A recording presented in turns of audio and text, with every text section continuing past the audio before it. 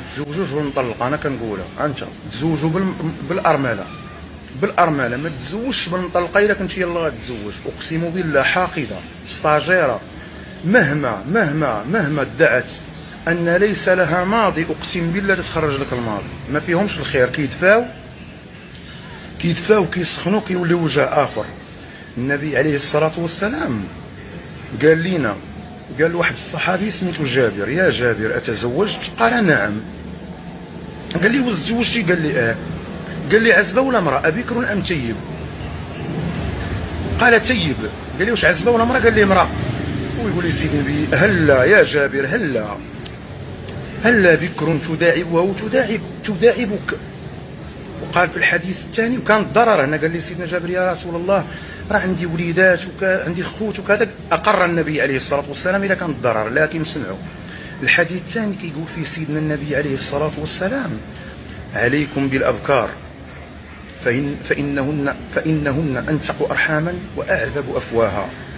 الرحم ديالها سخون واللسان ديالها حلو. هذا شرع الله باش انت تعبد الله، ماشي باش نقلوا الحياه، باش ما تشوفش في عيره الرجاله هو اللي حرام، باش ما تدخلش افلام اباحيه. قال لك خوت سيد النبي، خذوا العزبه خوتي، ربي على يدك، تكون صغيره، سمعني مزيان، تكون صغيره، العيالات ما فيهمش الخير. اقسم بالله العلي الاعلى ستاجيرات كتبغي تربى من راجل. الخير اللي في المراه والله ما كاين خوه، ولكن كتبغي تربى. الا ما ربيتيهاش وشافتك راجل والله لا عقلت عليك. فقد ثبت عن النبي عليه الصلاة والسلام قال: طلعت إلى جهنم فوجدت أكثرها النساء. قيل: بما يا رسول الله؟ باش؟ قال: بكفرهن. قيل: أيكفرن بالله؟ قال: لا، يكفرن العشير. كينكروا الخير صاحبي، ينكروا راجلهم.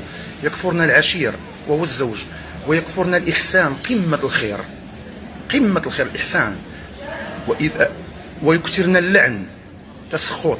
وإذا ما أحسنت لأحدهن الدهر كله منذ زمن سيدنا آدم ليوم القيامة، ورأت منك شيئا قالت: ما رأيت منك خيرا قط. هكذا قالوا جدودنا، والله ما فيهم الخير، اقسم بالله العلي الأعلى ورب الكعبة ما فيهم ذرة خير إلا لربيتها فيها الخير اللي مالوش الحدود.